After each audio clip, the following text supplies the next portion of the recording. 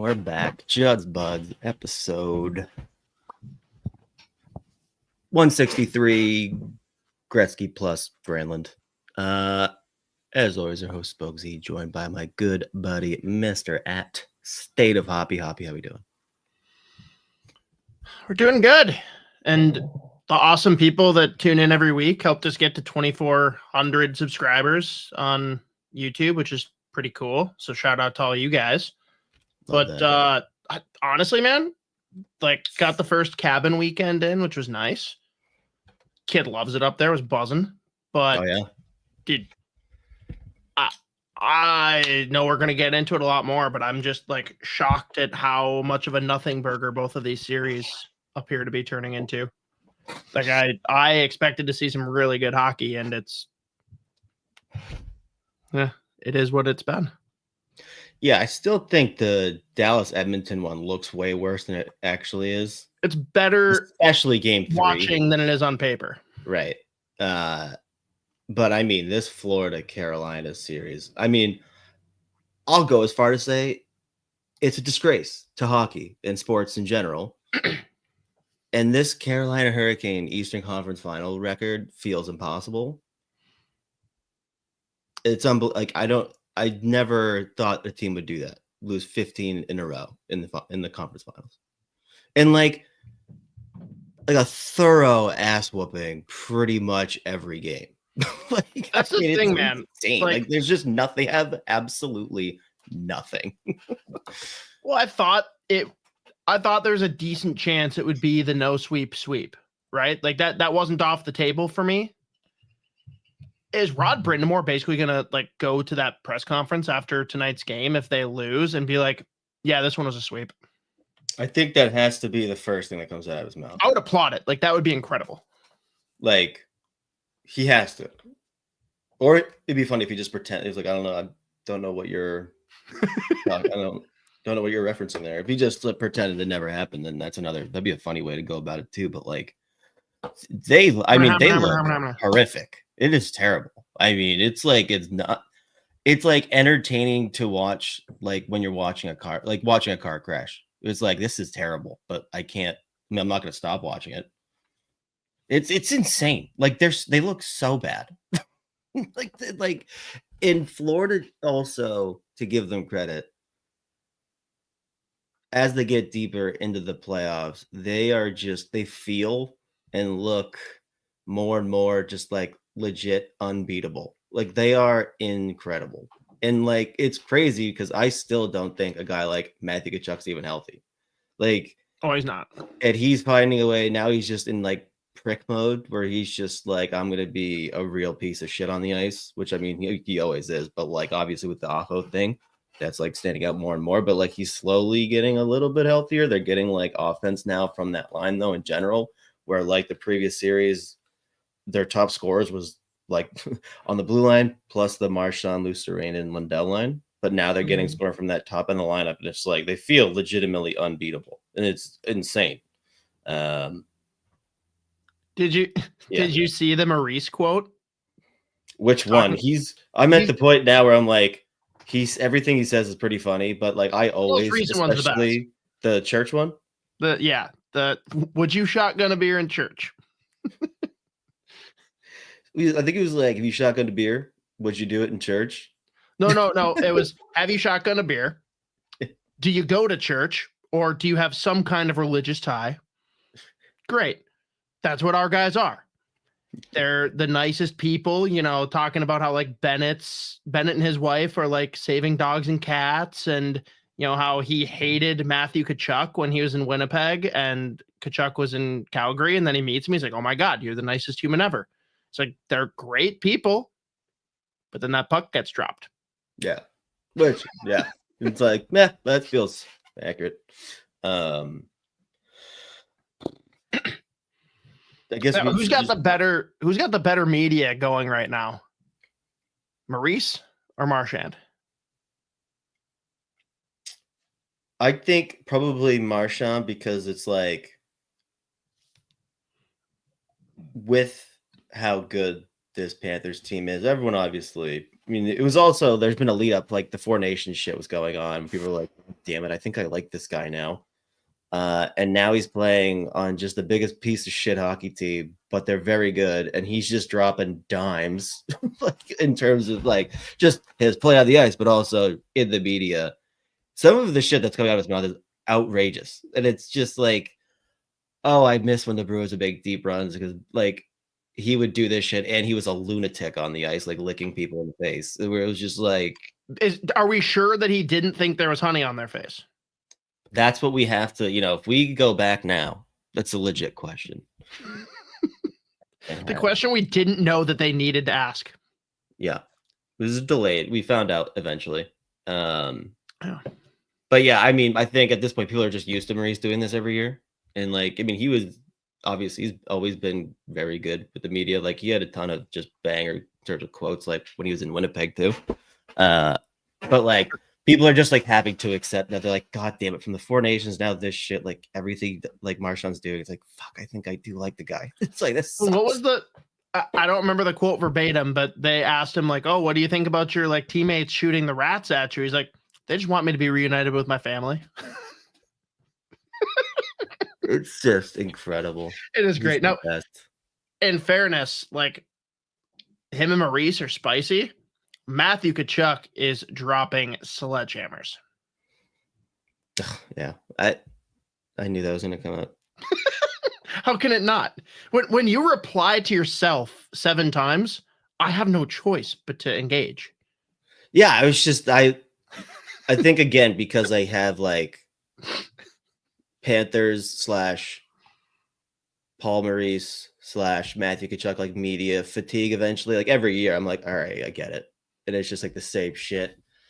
And then there's like certain things in playoff hockey that like I get annoyed when like analysts or whatever are like so heavy on it. So like when Big Q is like, this quote hits like a sledgehammer. It's like, dude, Matthew Tkachuk. I mean, the quote basically is the most benign Matthew Tkachuk. It's like the 20 guys competing, whatever he said, to get after Aho at that point or whatever, like defender teammates. Like, yeah, he just said that like he likes his teammates. Every one of his teammates likes each other. They want to beat up the guy that hurt our guy. Like that wasn't one of those where like, you know Liam has had that queued up, like waiting. He's like, there's gonna be a great quote, and I've got to drop this. And like for some reason, he just got like trigger happy, and he's like, I got to do it. I can't do it anymore. Should have picked a Marchand one. Dude. Agreed. But yeah, I mean that we should talk about that though. That Aho hit on Reiner, that was fucking dirty. Like that's what I fucking hate those ones. Just like throw the hip out in the guy's fucking knee. And it's like you can't even really pretend like it was him really going for like a normal hit. Like he would like that was just nasty. And I mean Aho does have that like side of his game when he gets real fucking pissed off in games. Like he pulls out some fucking rat shit sometimes. And like in general, I don't hate, but I fucking hate that hit. Yeah. Like that's like a if he got him worse, that's like a ACL fucking whatever CL tear. Like every CL, all the CLs. But I fucking hate. I fucking hate that hit though. Yeah, no, that sucks. And it's dirty. We've seen that in the other series too. We'll get to that in a minute. Do you think Carolina like pulls something out here, being that it's game 4 and they're probably going to be swept or gentlemen swept? Like, do they have anything left in the tank, or are they emotionally just completely defeated? They honestly like they looked good in spurts in game 1. Since then, it's just been a shit show. Game 1, I thought they were solid. Yeah.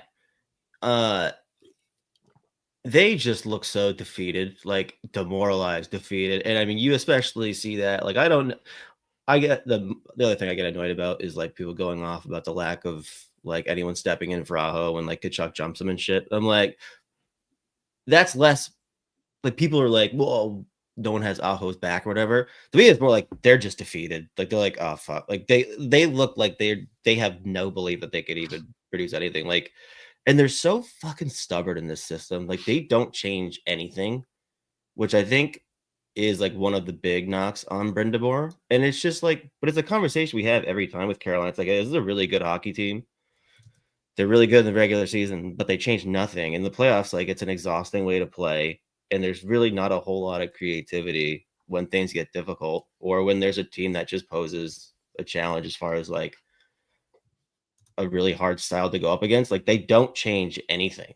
And like it's resulted in not winning a single fucking conference final, single game since what, 2006? Like it's crazy.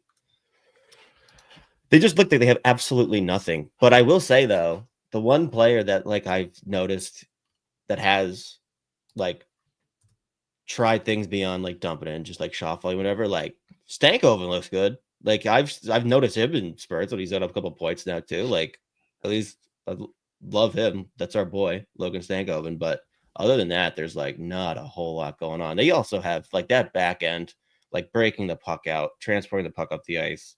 It gets already hard enough to do that against Florida, but like when you have like 57-year-old Brent Burns like logging the most ice time, that's a problem on your back end. Like after Slavin, like Slavin's the only one that can do it. And when that's your issue, when you have one guy that can like break a puck out cleanly and get that to your forwards or transport the puck themselves, and you're playing the fucking Florida Panthers, that's a like you're gonna get killed. So it's like I don't know. They have like it's just like the worst possible matchup for them. That being said, Florida's probably the worst possible matchup for like almost every team in the fucking NHL. So like, but it's just like, yeah, I will be shocked if they win tonight. You're the Leafs. Are you? This is I was going here exactly, dude. That was literally what I was about to ask. Like, how do you like? Are you annoyed, or are you like, thank God that they're making us look way better, dude? Man, I think I'm annoyed. Well, depends from the team perspective or from the fan perspective. Well, yes, because I feel like it's different answers. I feel like the fans are like, fuck this, like annoyed. And I think the players and the organization are like, thank God this is going to make us look a little bit better. I don't know. At the same time, if you're a player too, like you're also sitting there like, we should be fucking like that. My God, that should be us. I'd go that route if anyone gave a fuck in game 5 or game 7. Like there was nothing there. There was no battle with, I mean, there's a few guys, right? It's shocking. But it was just embarrassing, right? Yeah. So like, I think those players like have to look inward and be like, that was on us. And then seeing this happen, they're like, oh, thank God, at least this is going to get some of the heat off of us because they're getting buried. I'm not saying that they're not also like, God damn, what could have been? But I think the players and the organization are probably leaning more towards, oh, okay, heat's off us a little bit. Mm-hmm.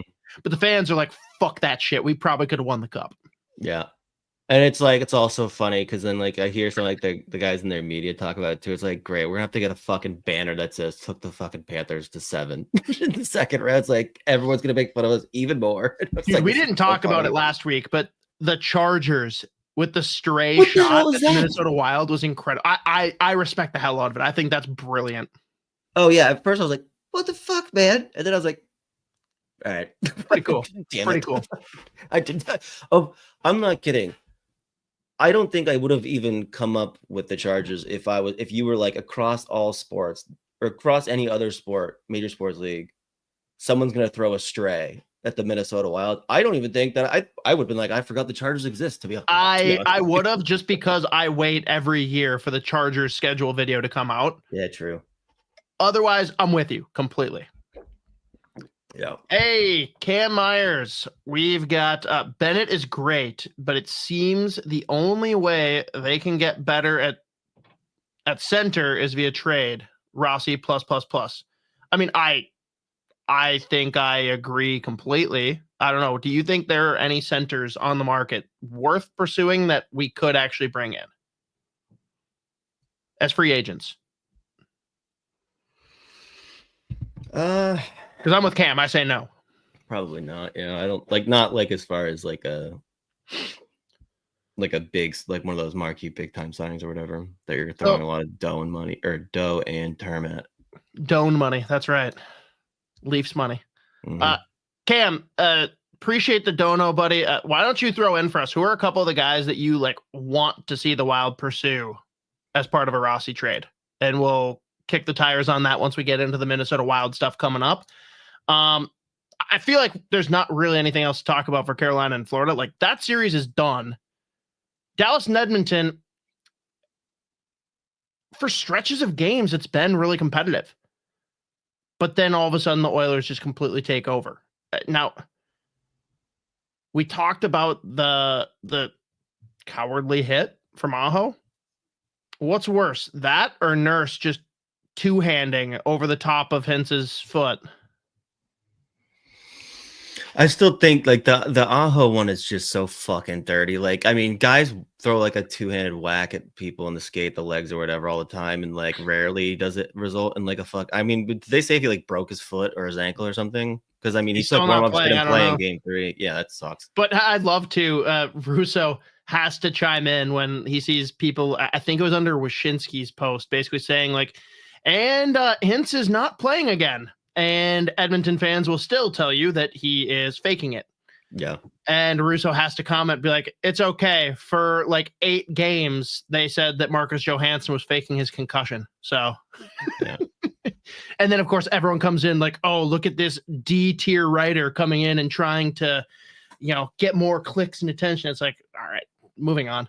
Not going to read. I mean, it was again, that was dirty, but I think that exact situation happens almost every game. And it's just like, he clearly got him. Like, I mean, it was hard. So obviously, for me, there's two pieces. It's still nasty. I don't like either one of those. Right. End result, obviously. I think that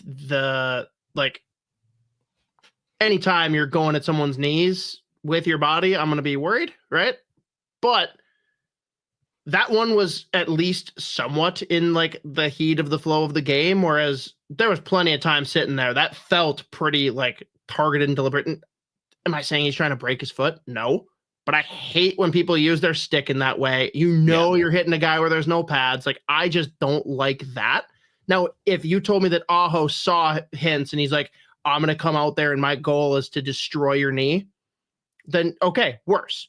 I just feel like there's a little bit more of an element of premeditation with what Nurse did.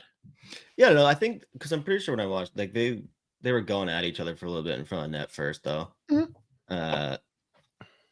So I don't know if either one necessarily is like one of those like premeditated, deliberate, like I'm gonna fuck this guy up as far as like a serious like actual injury or whatever. Sure. I don't know. I just get real queasy with the knees because like when you take a step back too and look at like, let's say worst case scenario for both of those plays, like the worst possible injury for that body, like you probably break a foot or an ankle, which whatever, like Draisaitl scored fucking 700 goals per game with broken legs. I don't know, but I mean, like, that's not my actual fucking take on that. Nurse gets an in-person hearing. I was trying to help. Did you see what Leon did without a foot? I thought he'd appreciate it if but it's like whatever, broken foot, ankle. Yeah. Again, piece of shit move to do that, especially if it's on purpose. But like bones those heal better. Like a knee, like if you just blow a guy, that can fucking be a legit career ender, like be something you deal with like for the rest of your career, plus like post career or whatever. But yeah, it is crazy when like guys are literally missing. Like, yes, I'm sure he's hoping to somehow get Nurse a suspension delayed by not playing in the fucking playoffs. And like he took warm-ups because he clearly like he wanted to, like he tried. And it's like, well, you think he was like, but you know what, let's make this look. Let's spice this one up. Darnell Nurse is a way better hockey player than I am, so let's gamble it and see if I can get him a suspension. It's crazy. That shit always annoys me too. And it's like he's faking it. It's like he didn't play. Well, he's still faking it, and then going after the right. It's fucking crazy, but whatever. Yeah. But again, this series is again like so much closer than like the score lines of the game specifically would indicate. I think, Agreed. And like that second period in Game 3, Dallas was all over them, and then they just give up a fucking backbreaker at the end of it with that McDavid goal, the 3-1 goal. I think shot attempts at that point in that period alone were like 27-4 for Dallas. And they just like Edmonton is so good off the fucking rush. I think they've also scored 3 goals in that third game within like 5 seconds of a turnover or like a mistake, whatever, from Dallas, where it's just like you almost have to play a perfect hockey, especially in your own end against Edmonton when McDavid, Draisaitl, and like Nugent Hopkins was a fucking animal in this. It's so far in this series too. Looks great. Him and Kane both look pretty good. Yeah, that fucking saucer pass from Kane was so nasty. Oh my god. Now, Ottinger is having an issue, but Skinner is one of the most fascinating playoff goalies I've ever seen in my life. The question I never thought I'd have to ask: are we seeing an Olympic preview, Skinner versus Ottinger? No, I've been bidding. Never anticipated asking that question. No way, dude. Which one? Both? What do you say? Them going up against each other in the fucking Olympics? Yeah. Tell me which one's crazy. The Skinner one. Look what he's doing. The guy he has to beat is Binnington. And Binnington's been like, I mean, outside of the World Championships here, which I mean, that's not even, it was a 1-0. 1-0, 2-1. I can't remember what that score was. That's crazy that they lost to Denmark, by the way. No, I mean, I'm sure they'll bring them, but I mean, who knows? Sure, maybe, I don't know. If he keeps on doing this, like, well, he's either giving up. Like, this was the first game that Skinner in the playoffs that he gave up a goal and finished with a save percentage of like above 800. Like, it's like he's either putting up shutouts or he's giving up 400 goals. It's fascinating to watch, dude. It's fun. Yeah, Skinner's goal again is legit comical. It's insane, dude. Like, it's fascinating, but like also it feels like just like the Edmonton Oiler experience, where it's just like, yeah, we either like he can be money or he cannot be. We're still probably, there's a good chance we put up 5, 6, 7 goals anyways. So whatever. I don't know. It is very funny. Just like looking at the games, and it's like even when he wins, like there's games where he's given up 6. Like, this is fucking crazy, dude. What is this shit? This is why the Edmonton Oilers break my brain in the playoffs. Yep, it's fascinating. But again, even though it's a way more competitive series than it might look on paper, I'm still shocked at what the Oilers been able to do here. Mm-hmm. Like, it is fascinating. I'm just, at least Pete DeBoer makes him competitive, but shit, dude, he struggles to get past the Eastern or the Western Conference Finals.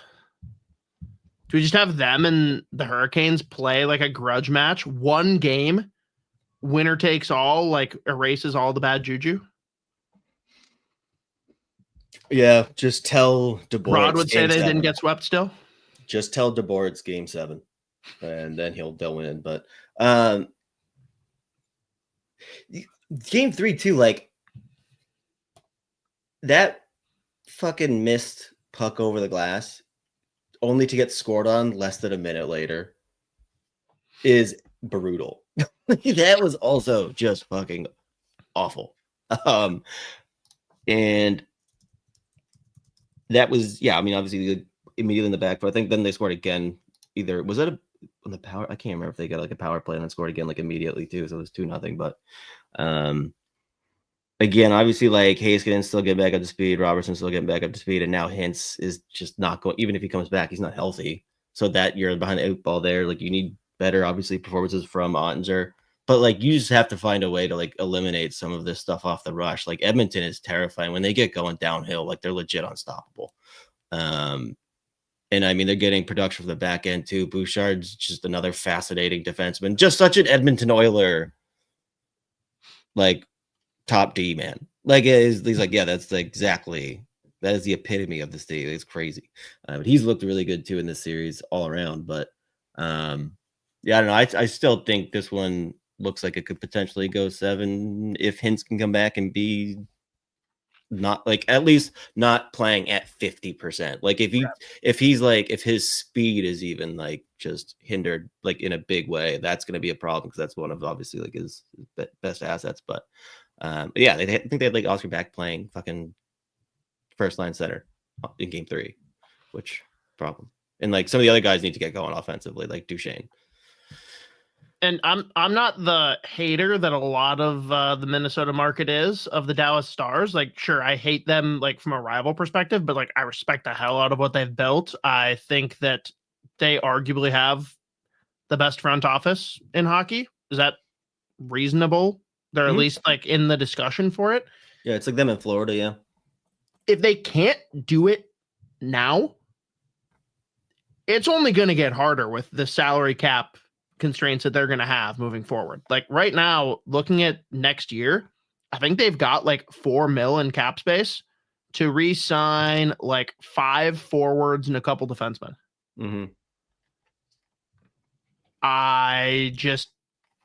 How do you tweak this roster? What needs to change? Or do you just keep on going with the same thing? Because eventually this has to break through. Like, how long can you go before you're like, we have to make a drastic change? Because like they thought that Rantanen was the drastic change, but now that locks up big money.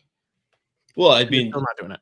You're getting like the first full year of Mikko Rantanen. I don't think they need to do anything huge. Like there's just like small adjustments, obviously, they have to make. They still have some like legit prospects coming too. So like as far as like guys that you let walk, or like you probably don't feel like you have to go out and make a ton of big signings anyways. Like at this point, Rantanen's like your big signing that you would have made this offseason. Sure. And now you're gonna have a full year of him, 8 full years of Mikko Rantanen. So I don't think it's anything like, I don't think they have to do anything big. The one big contract they're gonna have coming up in a couple years is Harley. Like that's gonna be a big number. Next year is his final year. Right. So I don't know. I don't think they have to make any big changes. I mean, like we looked at their back end, it was just like, what the fuck is this shit? And like here they are. Fucking, I don't know. They've made it work so far. We said the same thing about Edmonton, and here they are. Yeah, I give up. Like, I'm not even gonna, All right. Well, we can move on from the series. What do you think about what's going on with either the guys that have been signed since we last talked, both GM or coach, and some of the ones that are coming up too? Like there's a lot of guys that are being talked about that it feels like they're trying to like aggressively pencil in guys for Seattle, Pittsburgh, and Boston already, but nothing's firm. Yeah, I mean, I'm at the point now where I have no idea where like the Bruins are going to end up going. They've re-signed Sweeney, which got a great reception in the market. Everyone was really fired up about it. The reactions, some of them were just outrageously funny.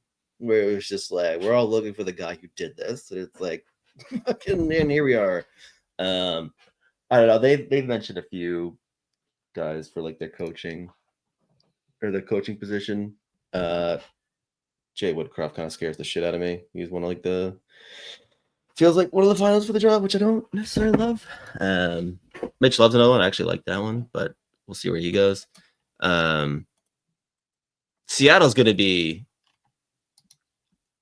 interesting to see which direction they go, because I have no idea what to make of that team anymore. But I don't know. Like, who are some of the names that they brought up to? Like, they've had a couple that I was like, oh, fuck. Sounds like them and Boston are both interested in Sturm. Sounds like them and Pittsburgh are both interested in Love. And I think they had a couple other options there. We haven't talked about it, but I'm not happy about Tocchet going to Philly. That's a very unfun outcome. Literally, my 2 favorite coaches play on my least 2 favorite teams. So that's cool. Yeah, it's gonna be great. It's great. How about Chicago using the Pope announcement for Blashill? Wild stuff. Pretty crazy too, considering like their history with young individuals who had unfortunate things happen to them. I probably wouldn't want to tie a head of the church to anything in the Blackhawks organization, but that's just me. I'm gonna leave that one. I'm gonna leave that one there. Good, smart.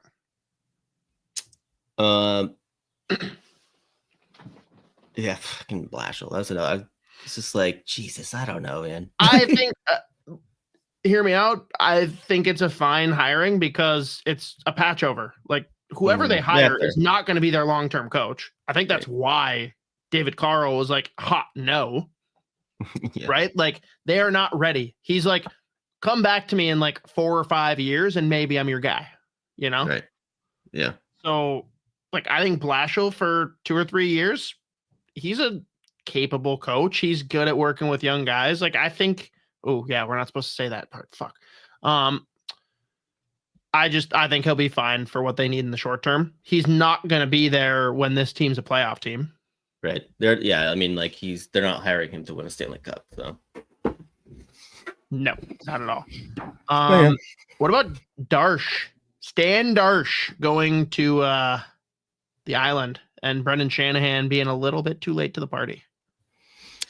I was hoping the Shanahan thing would happen for them. I was too. It was like, this is a fascinating group of people running the show here. But Well, I love how Shanahan boots Lou from Toronto. Then Lou's out at the island. Shanahan's like, "Ooh, okay, I've played this game before." I think Lou just has like the most insane title that I've ever seen now with the organization.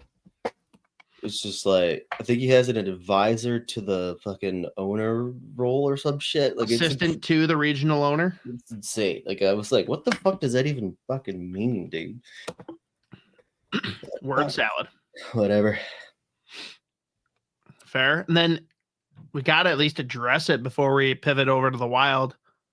Canada, we mentioned, got embarrassed. Denmark, unfortunate. Boys partied too hard. USA wins their first gold at Worlds in a century. It was crazy. I in the back, I knew that they like had not won recently.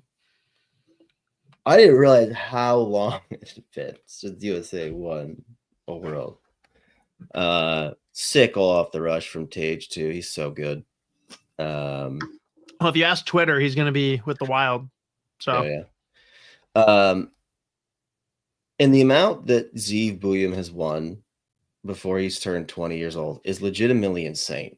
Like he played a very limited role at the start of it. Like I think he was playing like a couple minutes a night, basically. Still put up, I think, 4 points in 8 games, which is impressive. Like he obviously was getting more ice at the start of the tournament, and then as it progressed and in the knockout stage or whatever, or the medal rounds. So I gotta add. Oh, here we got one from Cole. Thompson, Keller, and Lacombe need to be on the Olympic team next year, right? I'd say Thompson and Keller probably. Lacombe, is he good enough? Does he deserve it? Yes. Will he? Probably not. The blue line is just so deep for Team USA. Like, you can put him in for Fox and have him be your 7th guy. I don't see Lacombe making the starting 6. There's no way. Yeah, I mean, yeah, he's one of those guys where it's like he's been so good the last 2 years, and like obviously like plays unbelievably well for them again. The fact that he played as many minutes as he did and played as well as he did at this tournament too, like that means something for them. He is what it's like they have so many, so like he's a decent chance he just gets lost in the fold there, but he has been unbelievable. Like his numbers in terms of just like the counting stats and the underlying numbers. Straight cash Lacombe. Yeah, there you go. In Anaheim are out fucking rageous. Like he has just been like legit, like just he's like teeter with like elite numbers. It's like holy shit, he scored I think like 14 goals this year too. It's like this guy's been unbelievable. Going up against like top competitions on a dog shit hockey team and like producing and shutting guys down. He's just been unbelievable. So he's very fun to watch. I like Jack Lacombe a lot. I would love to see him like make the team and get into that 6, but again, they're just so deep back there. I feel like there's a decent chance he ends up either going as a 7 or just like getting lost in the shuffle. Probably being lost in the shuffle, but it's like it goes like he deserves to go. He like at the very least deserves to be in the conversation because he's been that good for a couple of years now. Pretty much since he's just been good since he got to the NHL. Honestly, like since he got to Anaheim, he's just been solid. But yeah, he's awesome. He's very fun to watch. The Ducks have a good one in him. He's also like just a bit different than all the defensemen that they have. So he's perfect for them. Well, dude, Father Pat absolutely was not on board with me making a comment about Lacombe and Faber being an awesome pairing if he somehow ended up here. Yeah. Why would Anaheim do that? Like, they wouldn't, Pat. They wouldn't.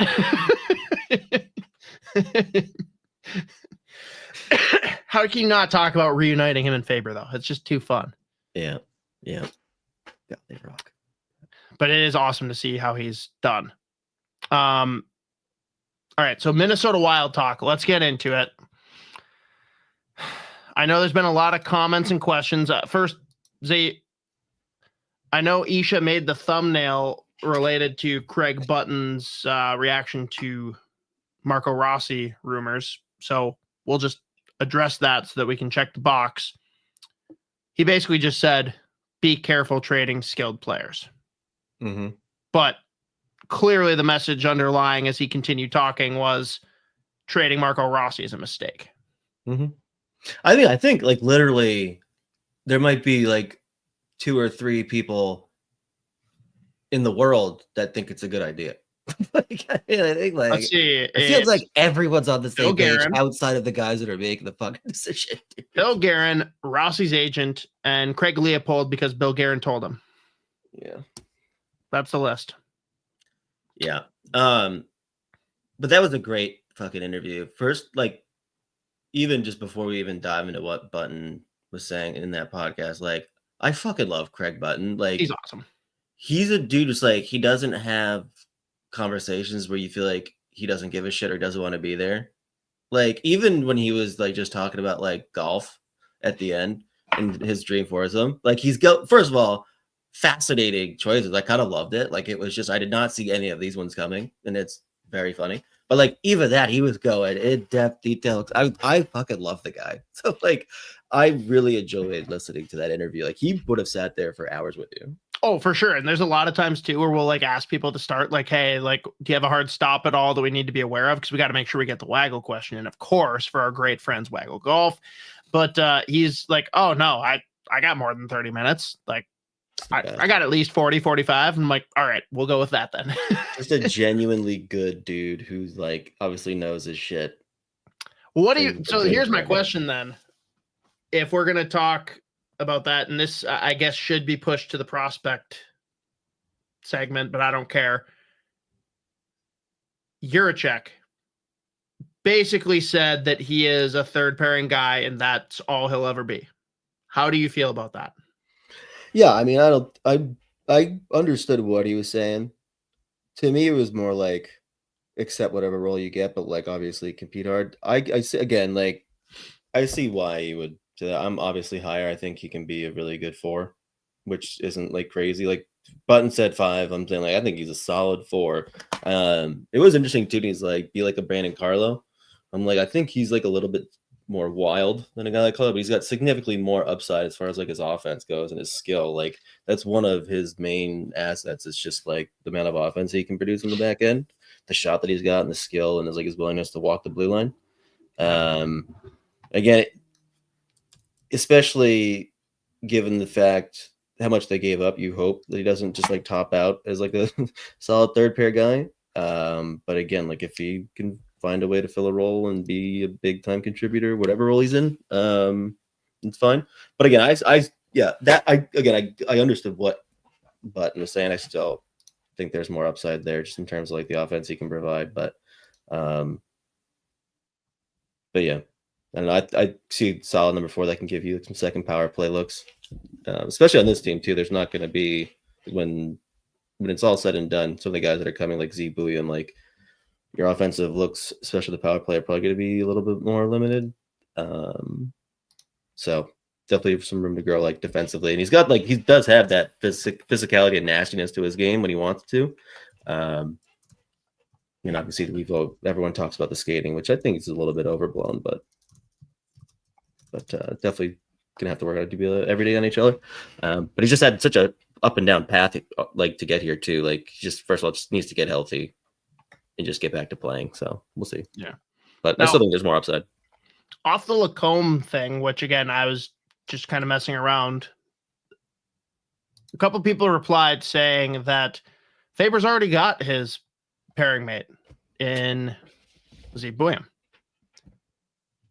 do you want to see them paired together or do you want to see them split up? And everyone that's here live in the YouTube chat, I just threw that up as a poll as well. Kind of curious what general consensus is. I have a strong opinion on this. I think I brought it up many times, but where do you land?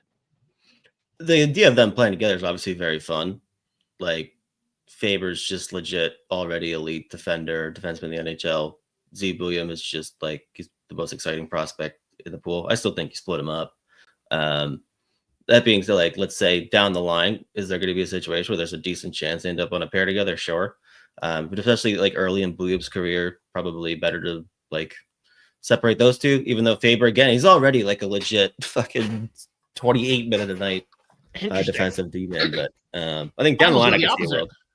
I almost say play them together early, but long term, split them up. Like, I know it's not a direct comparison, and I'm not trying to say that they're these players, even though I guess Craig Button does compare Zeev to Scott Niedermayer, but Niedermayer Pronger, literally, you've got one of those two on the ice for 50 minutes of the game.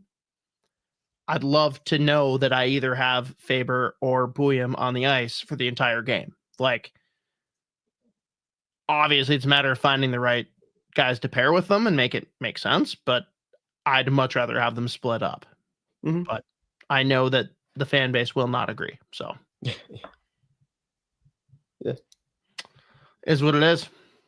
Outvoted. Let's see, Mateo, let's get to the comments. If there was anything people had questions or things you wanted us to address. Someone was mad about the questions. I saw. Yeah, someone was upset. All right. I don't know why. Every time someone says these guys, like whether it's like comments or just like in the chat, I don't know why it makes me laugh when like people get mad at us, like these fucking guys. Like, yeah, sorry, we're pieces of shit, I guess. Yeah, no kidding. Thompson and Larkin seem like reaches. I completely agree. I think the talk around Thompson is super far-fetched. I would love to be wrong. Love. But we've kind of exhausted the fact that Marco Rossi is a major redundancy for them. Tage Thompson and Rasmus Dahlin are probably the only quote-unquote untouchables, assuming they don't ask out. Barzell, I feel like he's going nowhere, especially now that Lou's gone and they can actually let this guy do media stuff, because apparently he's a very, very captivating individual who no one knows about because Lou has rules. They've got the number one in a weak class. Yes, fair. One that came up for me recently, I can't remember who brought it up, so apologies, I'm not going to give credit where it's due, but how do you feel about trading for Bo Horvat? I did see that somewhere too. I think that makes a ton of sense. He is a physical, two-way center, the exact kind of guy that Guerin wants, especially if we're talking about, you know, his quotes about wanting to ease up the workload for Eck. I feel like he could absolutely be had. I don't know if the Islanders are happy with where they're at and they need some kind of cap flexibility. I think that could be a very intriguing move if it was some kind of Rossi for Horvat deal. Where do you fall on that? Yeah, I mean, I'm not against that one either. Like, of all the ones that have come up at some point, like that one, I'm like, I don't hate it. Again, especially given the fact that it sounds like we've resigned ourselves, or well, I mean, we just have that they're going to be moving them. And especially with the cap going up at that point, I think he plays at that number. I mean, he scored, I think, 30 goals past couple of years. Again, the really good two-way play, physical. He's managed to stay healthy the last few years too. I don't mind it. I think he signed that big contract a couple years ago. What is it, like 5 years left? Something like that, I think. He's got 5 or 6, I think. Yeah. So at like 8.5. 8.5, yeah. So yeah, you do that. Do you split things up then? You say like Eck and Boldy play together and then have like Kaprizov and Horvat on the other line and actually have a little bit of balance to your lineup? Or do you still unquestionably keep Kaprizov with Eck and Boldy? Important note from Cosgrove: wins lots of faceoffs. Big. Massive. It's the most important thing. I mean, I think given what we saw in the playoffs, you want that top line playing together with at Kaprizov and Boldy. Again, I think Bo Horvat plays just like a style that he can play with a lot of players. So, I mean, even if they made that trade happen, like I'm sure they would be trying a whole lot of options as far as line combos go early in the season.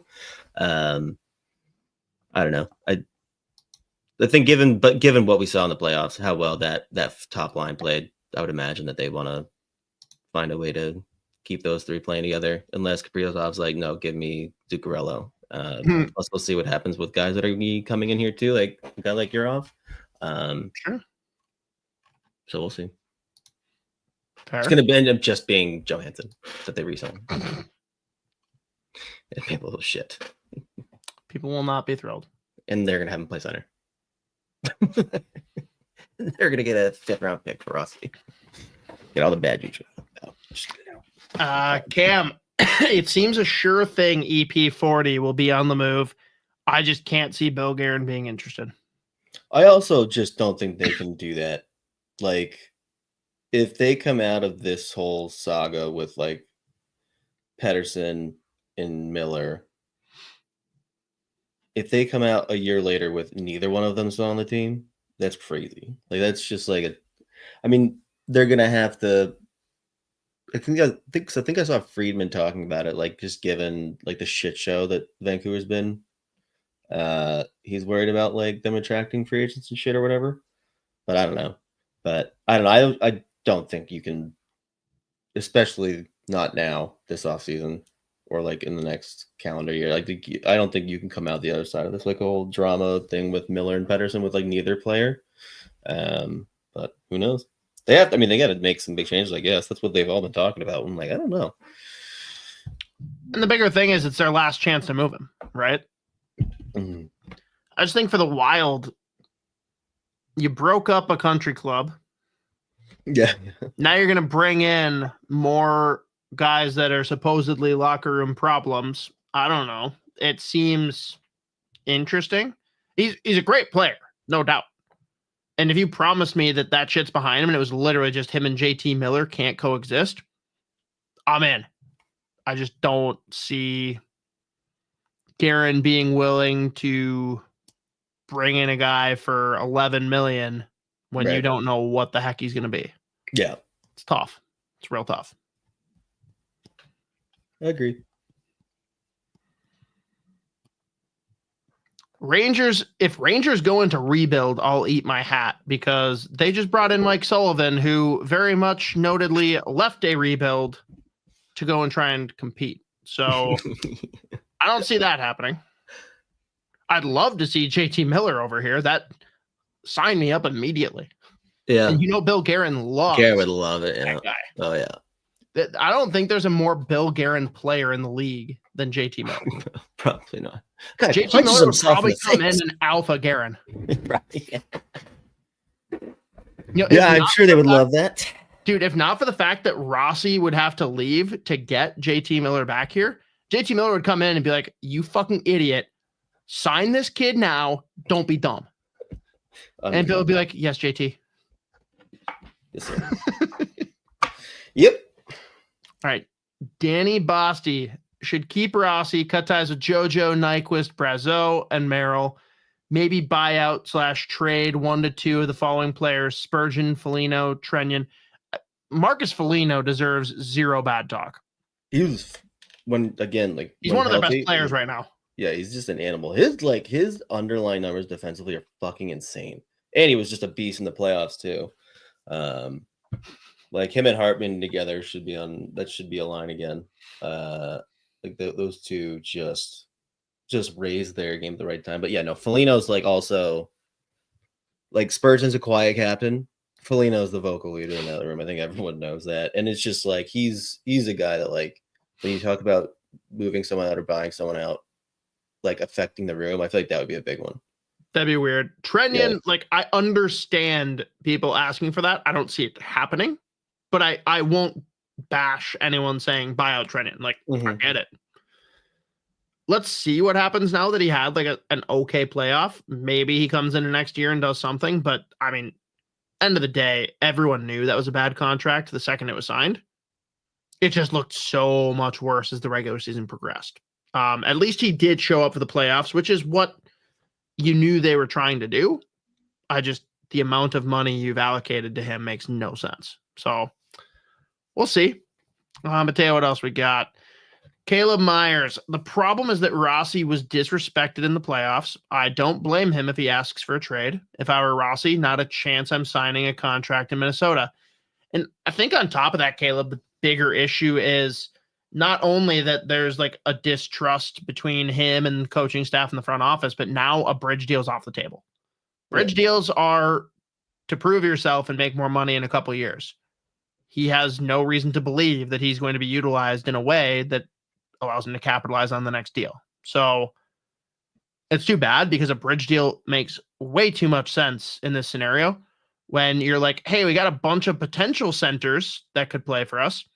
Okay, great. Let's get 2 or 3 years of Marco Rossi to patch through that and figure out if you've got someone else. Because if you don't, you sure as shit don't want to get rid of him. But now you can't do that. I want to know what Rossi's camp is asking for. No one's brought that up. No one has shared it. I will continue to say that the 5x5 offer, is it disrespectful? No. Should Marco Rossi accept it? Also no. If he's asking for like $9 million, then yeah, I'm with Guerin. Fuck him, you know? But if he wants a 7x7, fuck you, Bill Guerin. Yeah. Like that, plain and simple. Like when Matt Coronado's getting a 6.5 by 7 or 8, come on. Mm-hmm. What are we talking about? Yeah. Where do you stand? Yeah, again, it's if the ask is something crazy, then you understand why the move would be the thing that makes the most sense. But I would be surprised if it was an ask of like 8-9 million. I can't remember if we said that someone had brought that up before, but I don't know. But if it was like a 7x7, I would sign that right now, obviously, because like that feels more than like an appropriate contract. Again, especially the fucking, like we say this every time when we talk about signing or trading players, like the cap continue to go up, like a 7x7 for Marco Rossi, who's gonna like give you 20, 25 goals, 30, 35 assists, solid two-way play, can like help you out in the PK, like two-way center, and like in this day and age, like that's if you can get that for 7, you're dancing. So yeah, I don't know. Again, if he's asking for big, huge money like 8-9, then that's you can't make that happen. But if it is, if he would have taken a 7x7 before, I'd be like, what are we doing? There you go. Nice. Did we have any other ones, Mateo? Hurricane Helene. Do you guys think the Iowa Wild change coaching staffs if next season doesn't start in the right direction? Hard to see something happening during the season. I do think that this season is going to be put up or shut up. Like, you got to figure it out, especially with a lot of the fresh blood that's coming in and guys that were fresh blood last year. Like, I don't care necessarily about the record as much. Like, sure, making the playoffs would be nice. I just got to see these kids doing the right thing and seeing them actually develop. That's the goal at the end of the day.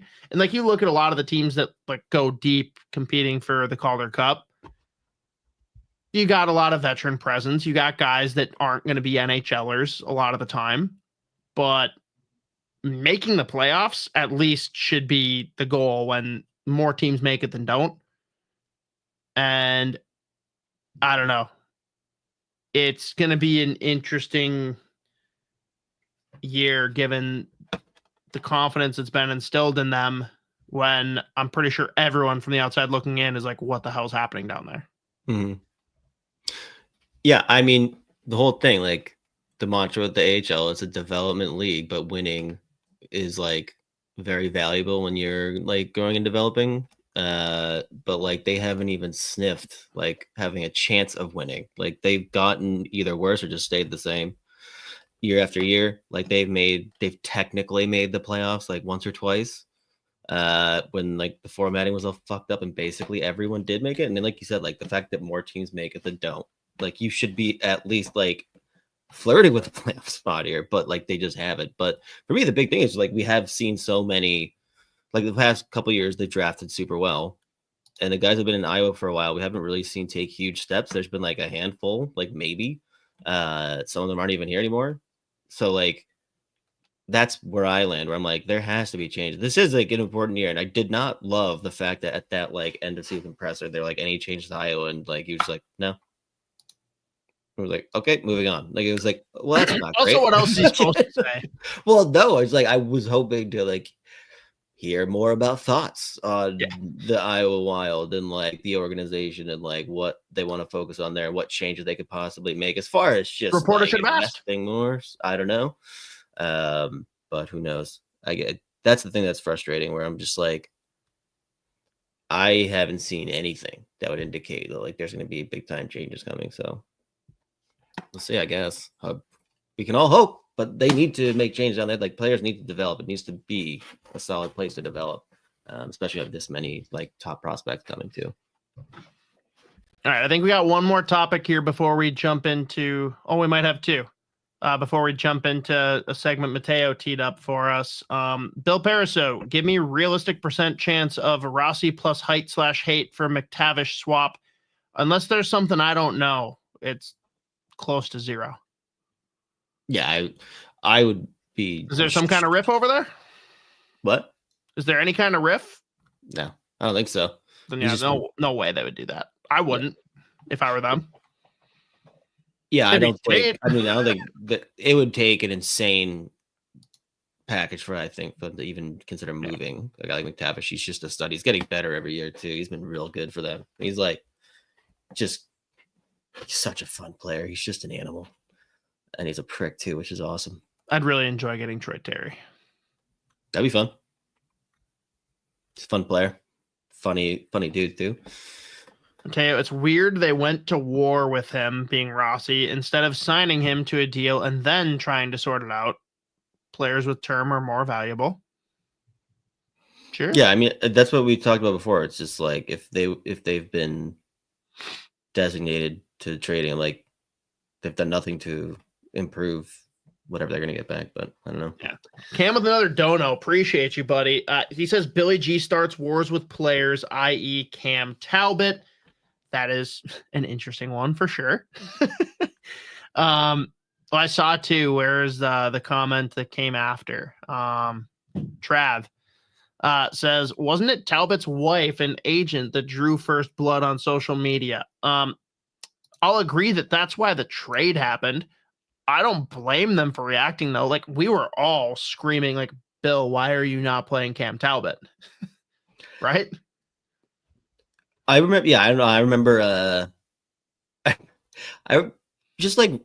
remember hearing Russo talk about it later, but like live being like, "Oh shit!" And then like it's like, "Yeah, we're trading. Fine, we'll trade you." like, "Oh, whoops, damn it!" Did not play our cards right there, and they ended up in Ottawa.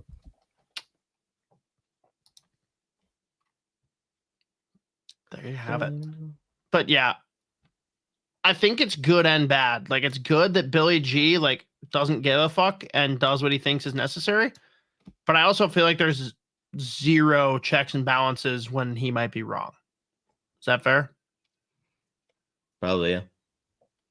Fair. I do appreciate like the attitude that he takes towards it. It's just I don't agree with some of the recent decisions that have been made, and I don't think anyone's going to stop him. So, right. Yeah.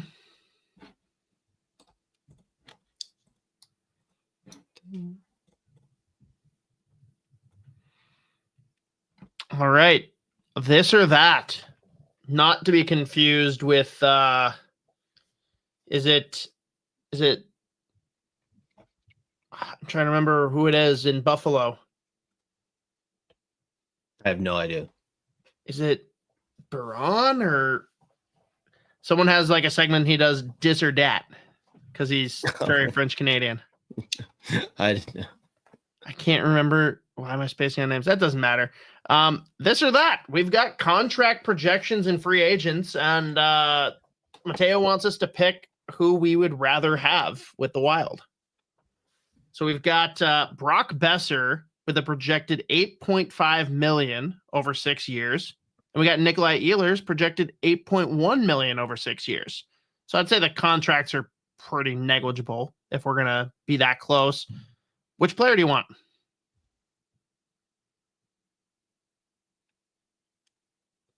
I mean, we're both huge Nick Ehlers fans. The one thing that concerns me is just like the injury history over the last few years. Like, and then before this year, a big thing with him was just like playoff production was not there. This year it's different. I think he also got buried every year, including this one. Right. So, I mean, I don't know. I love the way he plays, just the speed, the two-way, the fact that he like isn't necessarily the toughest dude in the world, but he has like when you go down like the dudes that he's fought, it's very funny. Where it's like, what is he like fighting Ryan Getzlaf? What is he doing? Dude, he's just a psycho. I love Nick Ehlers. It's just the health that scares me. Brock Boeser, like you're guaranteeing 25, 30 goals every year. I think there's more. You probably get more dynamic offense from Ehlers, but I feel like it's like more of a like I feel more comfortable assuming that Boeser gives you what you assume he's going to give you every year. Like, yeah. You want to hear the crazier stance? What? I think these two on a line together is perfect. Insane. Like Ehlers is a creator. Brock Boeser's a finisher. And that's I feel like move the Minnesota piece to the side. Like just forget that Brock Boeser's Minnesotan. I think Bill Guerin cares more about guaranteed goals. I think Nikolai Ehlers is the better player, and he's the guy I'd rather have on the team if you promise me health. But I think the Wild organization, again, even if Brock Boeser was from Siberia, actually, no, that would probably help his case. Even if he was from Canada, they'd want Brock Boeser at the same money because they need goal scoring. And it's what they've needed every year. And he's a little bit more handsome.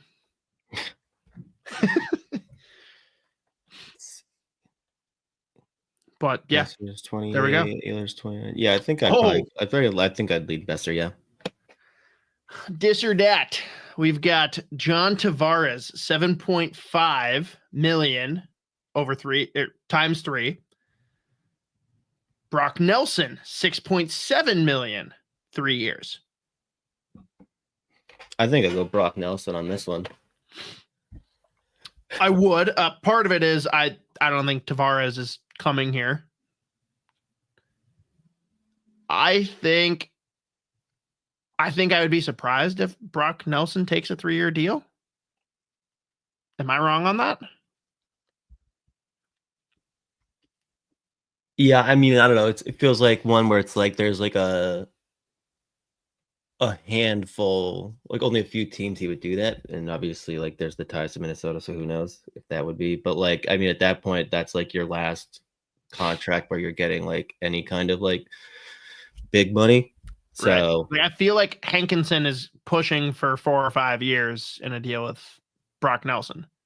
Yeah, I mean, if like they like that's a contract, like let's say they threw that at Nelson and he was here playing 3 years, 6.7 million. I'm like rolling my eyes. I'm like, all right, it could have like it sounded like it was going to be significantly. It could be worse. Like a 5x8. Like if it's like a 5.5x3, I'm in. Yeah. 6.7x3, I don't want it, but I'm not freaking out if it happens. Yeah. I mean, he's still going to probably give you 30 goals like for another year or two. It doesn't necessarily like done anything to suggest he's going to like fall off a cliff as far as like his production goes. It's just, again, like giving like any term to someone over like 33, 34 years old is always terrifying.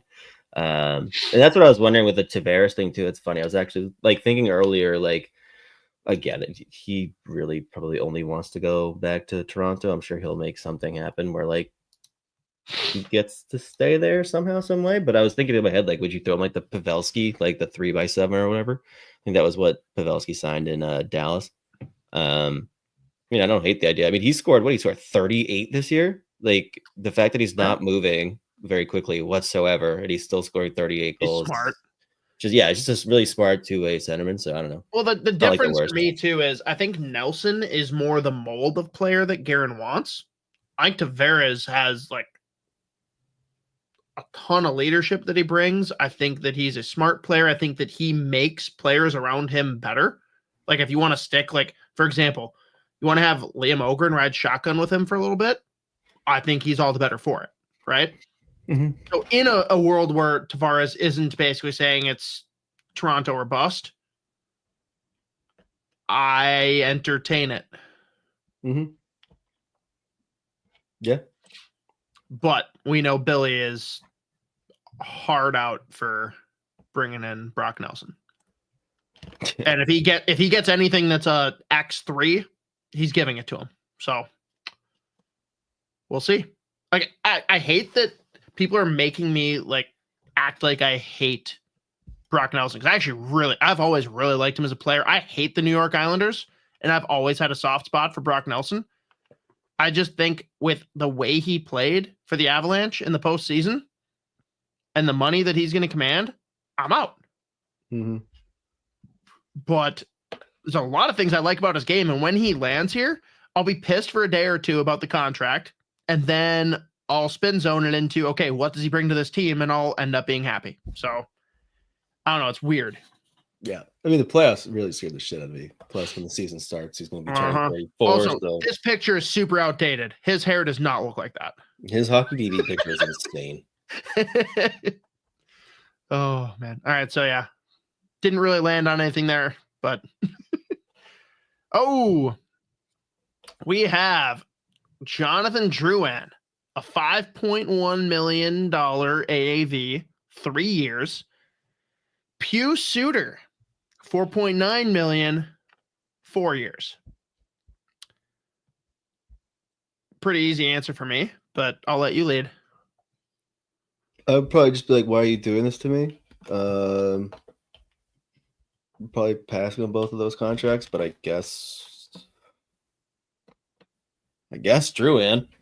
I'd rather have Pew Suter. Pew Suter is a solid player. He had a good year, scored like 20-something goals. But he's a 30-point guy. You have fucking Freddie Gaudreau here already. At least we know there is some history of legit upside with Drouin, but 5.1 for him is obviously terrifying too. I just let him keep playing with Nate. Right. I just don't trust anything about Drouin at this point. And at least having a guy that can play center or wing in Pew Suter, and I've liked his game. Am I sitting here saying that he's the solution to our center problems? No. But I'd rather have him than Drouin, period. The fact that he plays center is definitely beneficial. And the fact that we don't really know where anyone slots in our center group is kind of bizarro world right now. He at least brings you some depth and dimension. Okay. Am I signing either? Probably not. But if I got to pick one, it's Pew Suter. Easy. Yeah, that's my. I love his name too. Making me do it, I guess, but not. Right. It's this or that. Yeah, I know. Neither isn't an option, and apparently both isn't an option. Like I wanted with Ehlers and Besser. So yeah. Oh, this is interesting. We've got Claude Giroux, $5.2 million, 2-year deal. Brad Marchand, $5.5 million, 2-year deal.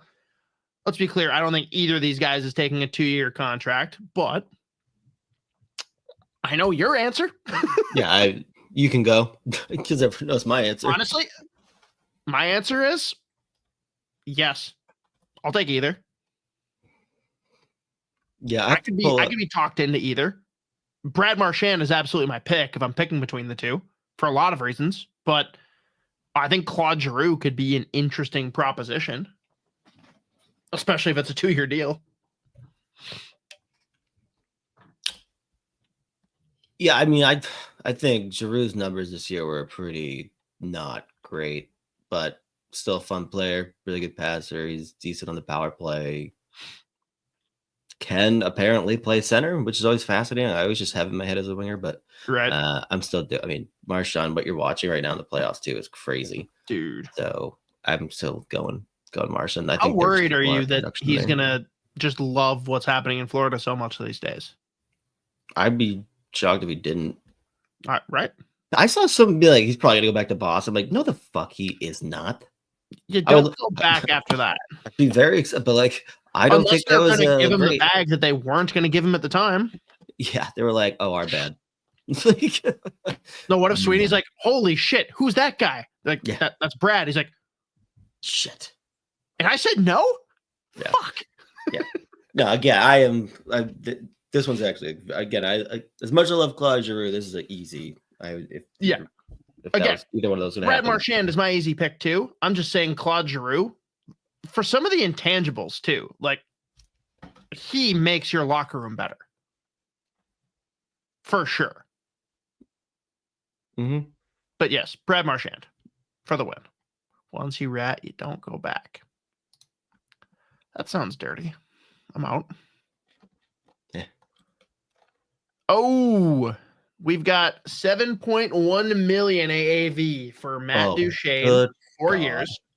8.5 million AAV, 7 years, Sam Bennett. Whew. This one's actually interesting because the contracts are very different. Z, what do you think? I have an answer, but I don't like either of these contracts that much. I despise both of these contracts with a passion that burns. It's still Sam Bennett, easy for me if I have to pick. Yeah, right.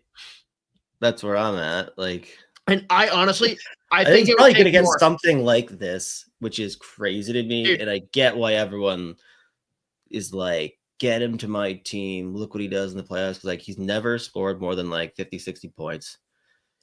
Great in the playoffs, piece of shit on the ice. Plays that like whatever. It's like there's players that get you there. There's players that like win you the cup or whatever. So there you go. Someone said that last week. I can't remember who, but he was really smart and handsome. Yeah. I do think though that's fair here, right? Like, you're literally giving some of the buyout money to him. It's like you just add him to the roster out of nowhere. You don't need him to put up 30 or 40 goals in the regular season. He's a penalty killer. He's a guy that's going to give you some grit and grind. Like, he's a fun guy to have in your middle six. And come postseason, you're going to be thrilled you have him. Like, if you told me Bill Guerin has a deal in the works for 8.5 by 7 with Sam Bennett, I'm like, you know what? I'll take that over $7 million for 4 years with not Matt Duchene, but Brock Nelson, because I do think that's more where the contract comes in. I'm taking the 8.5 by 7 with Sam Bennett every time. Mm-hmm. So is it a lot of money? Yes. I don't think it's going to be enough. I think he's going to get more if he doesn't stay in Florida. I think the Leafs give him like 9.5 by 7 because they just have no choice. If he gets 9, that's insane. Leafs would do it. We'll see. Hey, I guess they still have a little change left over after Mitchie leaves. So, guess so. But yeah, so Sam Bennett, if this is my options, but holy shit, if someone gives Duchene a 7 by 4, God bless your soul. And that's not shitting on him. Like, I think he's a solid player, and he's proven he like rebounded from what corpse he became in Nashville. But I'm not giving him 7 by 4. Sorry. Yeah, I mean, like the last 3-4 years, he's rebounded, just like put up crazy good number. I mean, he was 30 goals, 82 points in 82 games this year, 65 points in 80 games last year. Even his last year in Nashville, still put up over 20 goals. And the year before that, he popped off for 40. Like, he's still a good player. Again, he is. It's just at this point, again, like he's 34 now. So 4 years for a 34-year-old is going to scare the shit out of you. I think Bennett's like 29, so 7 which isn't like terrible, I guess. But yeah, at that point, probably, even though I think that's a massive number, I feel better about that, I guess. Yeah.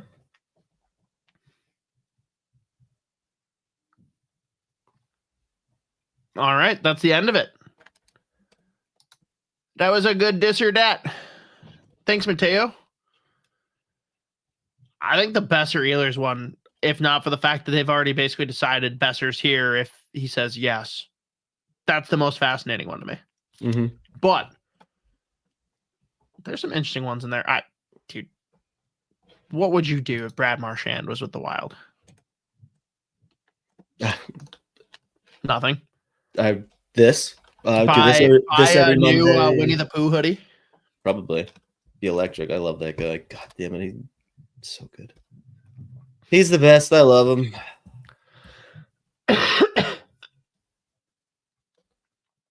All right. So, Wild Prospects. Everyone go check out our buddies, MNW Prospects, Minnesota Wild Young Guns on Facebook and Twitter. We kind of already addressed David Jiricek. You think he's a 4. Button thinks he's a 5. I'm fine if he ends up with either. Honestly, my hope is that if he ends up as a 5, it means good things for who's above him. But we'll see. Mm-hmm. Everyone appears to be talking about Jesper Wallstedt right now. Craig Button brought it up. I've heard it on a ton of different prospect shows. How worried should people be? Like, I'm not saying that there's zero panic, but are you panicking?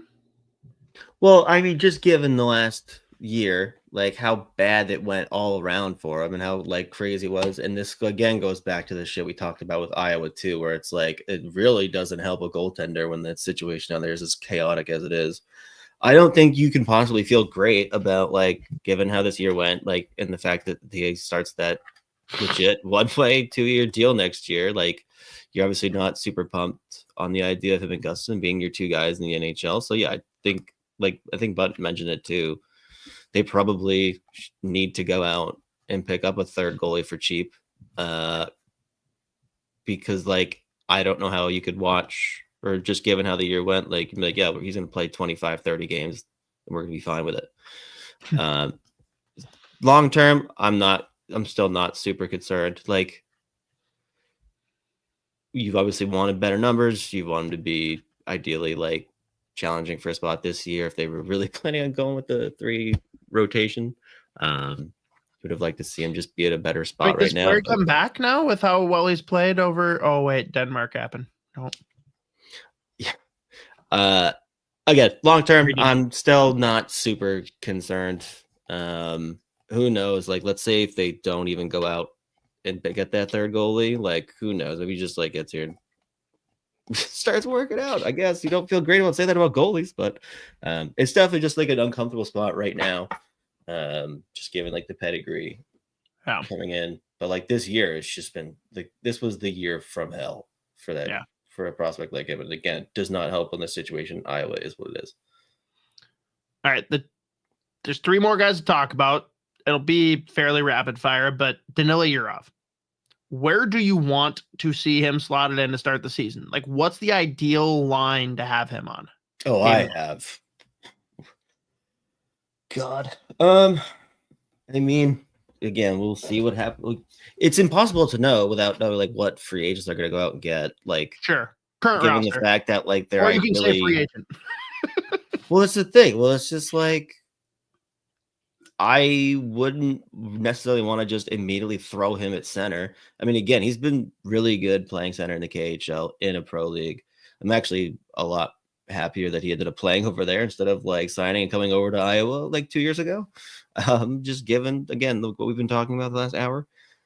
If you want to go out and throw a big money contract at a center or whatever, if you trade Rossi, then obviously put him like 2-3, like on the wing or whatever. Again, he can play right wing, can play left wing, which is always nice. He's got the flexibility. Doesn't need to like necessarily pop off offensively for him to like impact the game. Like, he is just a solid 2-way forward in general.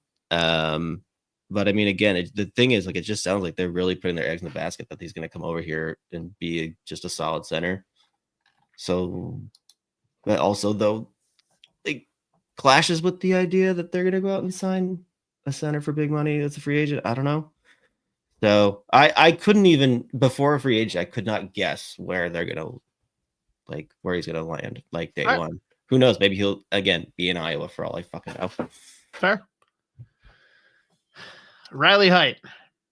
Does he play part of the year in Iowa, full year in Iowa, or the next 2 years in Iowa? Where do you lean? Oh, I definitely think he plays a full year in Iowa. Who knows? Probably gets a couple call-ups this year. Depending on how it goes, I guess. And I would probably guess he's there for 2 years, honestly. So I'd probably 2. Okay. 2 in Iowa, I'd say. I figured at least this year, but which is also fine. I like people like right. I remember like some of the reactions last offseason. I was like, what are we doing? Like we're gonna freak out about literally everything. Well, it's been a while since the Wild have had this many good prospects, and people probably forget how long it takes for them to marinate and actually be ready, right? Yeah. Like, I actually don't blame the fans. They got really no reason to know how prospects actually get developed because the Wild have never done it. Famously. So fair enough. Blame the team. I would bet on him spending at least 2 years in Iowa. Okay. Then, year 3 we get a better idea what we got going. Where he slots in. Riley says, for all the negative talk about Jesper, I haven't heard much positive talk about Samuel Levi. He's been awesome to watch. Yeah, I mean, I think the thing is just like the pedigree with Wallstedt, like in how crazy of the year was, it's always going to get more of the headlines. Plus, like no one can really feel great about anything that's been going on, like in Iowa, like defensively, goaltending wise. Yeah, that was a nice signing last year. And he's put up some good numbers and played solidly internationally too. So it was definitely good that they went out and got to get another goalie with some potential upside. So we'll see. But I think, again, like Wallstedt's always just going to get those headlines. Last one then we have to talk about Mem Cup. We've got our boy Ryder Ritchie. Yep. Who famously will definitely be going to BU because Colby Cohen said so. Fucking unreal. Yeah, he's been great. Scored game 1 versus Rimouski in the Mem Cup.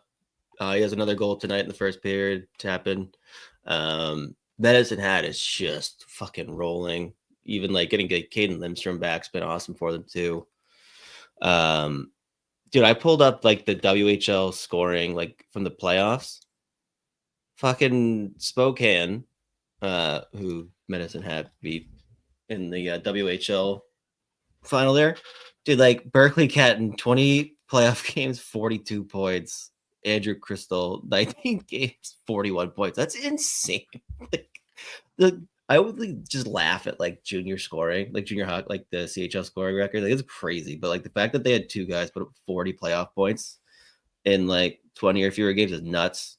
McKenna not far behind them with 38 in 16 games because they were just rolling everybody. But yeah, no, Ryder Ritchie's got 2 again, like goals in both games so far in the Mem Cup. First period, they're playing Moncton right now. The first period just ended. But he looks great, and they just like they can throw nonstop wave after wave of offense at you. They're unbelievable and very fun to watch. So that's why they're still my probably them in London. I would look at as potential finals. Yeah, screw the Q. So before we switch over to this week's top 10 rankings for the draft, being NCAA, USHL, we'll just call it Americans. Minnesota Frost, PWHL, going for their back-to-back Walter Cups. I think this is the 3rd game in a row going to overtime. Electric. Which is crazy. All low-scoring games. Going up against the Ottawa Charge, who did everything in their power to look as much like the Calgary Flames as possible with their logo. Go Frost, I guess. I assumed the game would be over by now, and I pulled it up and shock, another overtime, I guess. Fun. Taylor Heisey, Grace Zumwinkle, rock. Hell yeah. Well, Mateo, let's do it. We've got the first, here we go, right away. First guy, Z, for your 2025 American prospects. Was number 1 to start the year. Now people think he's going to fall somewhere between 5 and like 10. Talk to me about James Hagens of the BC Eagles.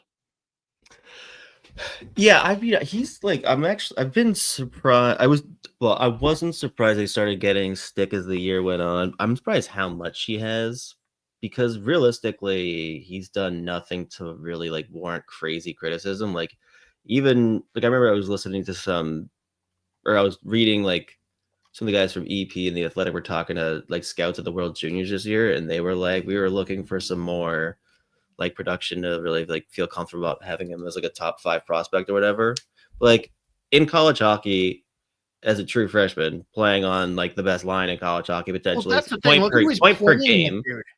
point per game, and also it's just like he hasn't really like he was never put in a position where it's like, this is your team, go. Like he hasn't had to, because he's the only prospect that's jumped up a major level. Like the guys in the CHL, they've been there forever, a couple of years. He literally went from like the USNTDP, the USHL to college hockey on one of the best. Well, they were the number 1 team in the country coming in to the season. Put up a point per game. He's got elite skill. He's an elite skater. He doesn't necessarily have to play center. Like he can play wing if you want him to play wing. That's like, I don't like, it's not like, it feels like he's getting the whole like he's an undersized center used against him, and I'm like, okay, put him at fucking wing. Like I still think you have like some skill that just like you don't see come up very often.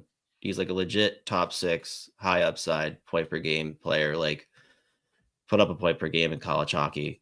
So I think he's awesome. So he's like my first one off the board. I still would be fine if you want to take him 3, 4, 5. I have Misa and Schaefer ahead of him, like in terms of like the just like ranking them. So you got him at 3 totality. I'd put him at 3. Okay. That's definitely different than what other people are saying, but I think it's 3 or the 4. I mean, I don't know. I could go back and forth, I guess. Right. Yeah. You got the tier here, 3 to 6. I get it.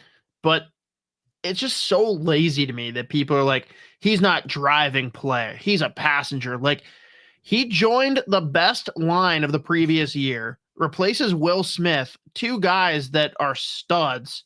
No shit, he's not the one driving play. Like, what the fuck do you expect? And this is a guy, I'm not saying what he will or won't do, but this could be the guy that, like, let's say he falls somewhere from like 5 to 8. The team that drafts him next year, he could come out and be a Hobie candidate because, oh, wait, now it is his team and his line, and he is going to take over and show you a completely different dimension to his game.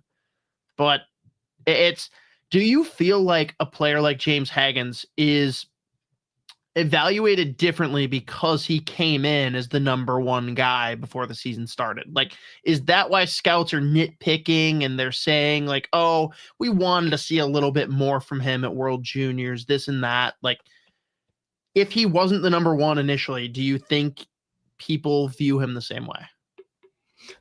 Yeah, I mean, I think he's just like you hear a lot more criticism about him than anyone else, which is crazy. So yeah, I think that played a big role.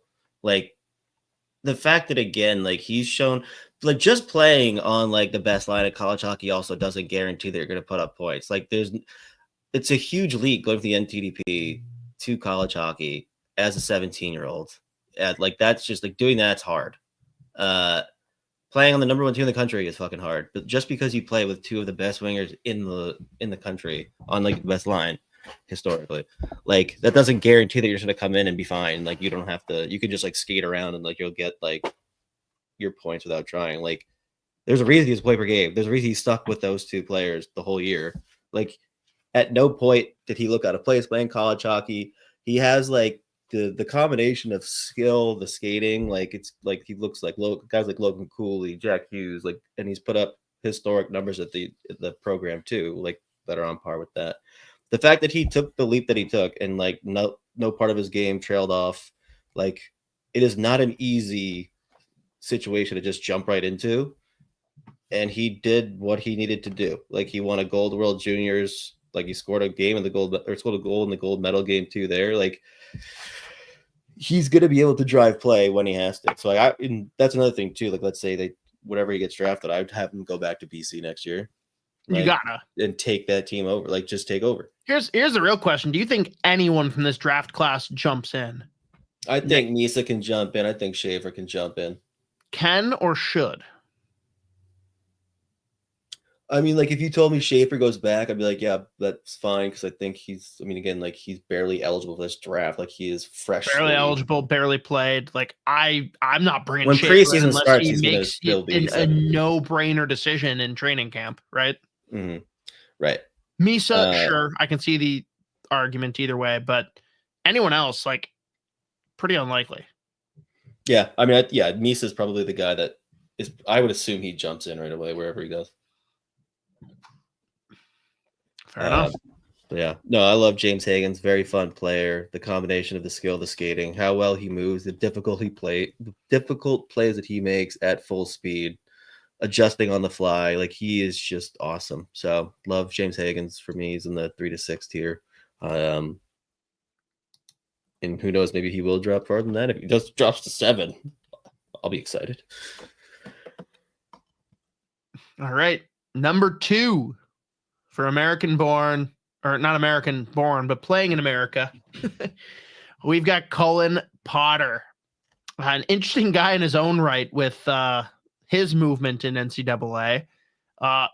Even more of a legal midget than James Hagen's, but a guy that obviously there's reasons that people are talking about him. Z, you got him at 2. Why? Another kid, so like him and Hagen's are right neck and neck as far as like the best skating forwards in this draft. Like, he might, and Cullen Potter might be the best at the forward position. He might be the best skater in this draft.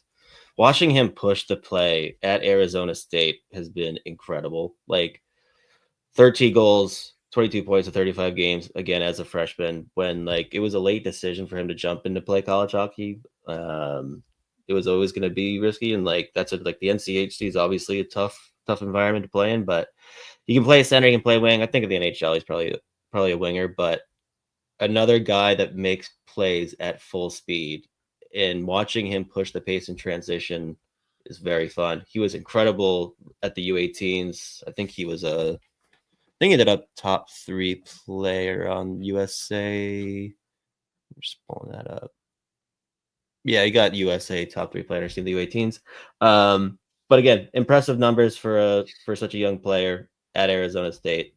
Plays with pace, could score goals, can make plays, uses his like speed to like back players off. Like, if you are even just like one step too close, he just burns. He can take you wide. Very creative, very smart player. He's awesome. I love Cullen Potter, so I'd put him at 2. Nice. In the 15 to 25 range, like, where do you personally place him? Like, where today, where do you place him in that 10 spot range? Is he going to be in the teens or the 20s today? For me, I'd probably put him late teens. Okay. Nice. All right. Mateo, moving on to number 3. Shane, is it Vansagi? Vansagi. Sounds very like Miyagi. He's also a right wing. But irrelevant by a soft position center, but 6'2", 260, plays right wing for Michigan State. Again, like, played a really limited role too. Like, or as far as limited minutes. Like, I think he was averaging 9-10 minutes per night, making the most of his time. Like, 16 points in 37 games is impressive. He is relentless on the forecheck, and he hammers guys. Yeah. He just plays such like an NHL style too. So I think, like, he's obviously going to be back playing college hockey again on a really fucking good Michigan State team again next year with those guys coming in. He's obviously going to get more opportunity as far as like playing up with the lineup. Could score goals. He's got a good shot. Every once in a while, he's capable of making some plays, but just makes the most of those limited minutes, and it's like just very impressive. So he's just a solid player. It's weird to me because, like, I remember him from Michigan State coming to Minnesota when you were in the press box with me, and I just assumed this was like a veteran guy, like playing those types of minutes, knowing now that he is draft eligible. like it just casts it in a whole different light. Like when I saw that he was number 3 on your list, I'm like, I'm one, shocked that he's even draft eligible. 2, shocked that he's this high. So it's interesting to see how you evaluate a guy that plays that few of minutes. Mm-hmm. Yeah, like given the role that he's put in, like there's obviously be a lot of NHL teams that cast him as just like bottom 6 masher, like solid defensively, could kill penalties, like heavy on the forecheck. But like there is some skill in his game too. Like he does make the occasional play. He just like knows his role, especially right now in Michigan State. So I think he's a super smart player. And there are shifts in the offensive zone where it's just like, hey, but whoever his line mates are, just like control the puck. But like he is just a big, mean, physical guy that's going to kill you on the forecheck. But every once in a while, like he wouldn't even make some plays like skill wise, he can do it. So I like Shane Vincagi a lot. I bet he goes first round. Wouldn't be surprised if he's outside, but I don't know. I think he might go even earlier, but we'll see. Nice.